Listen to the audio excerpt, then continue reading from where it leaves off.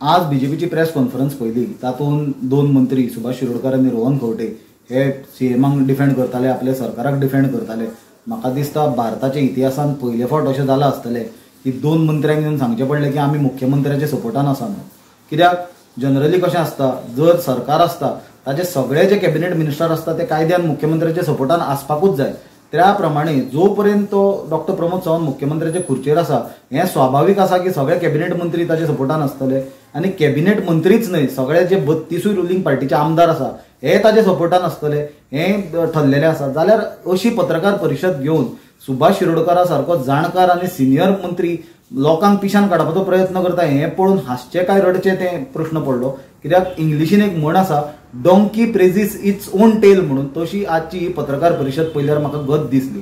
कित्याक आज गोंयांत जें वातावरण आसा, उत्तर गोंया पासून दक्षिण गोंया पर्यंत सबंद लोक रस्त्यार देंवल्ले आसा सरकाराच्या विरोधान, सरकाराच्यो नीती, सरकाराचो भ्रश्टाचार, सरकाराचे फेल्ड एडमिनिस्ट्रेशनाच्या विरोधान निदर्शनां चल्ल्या.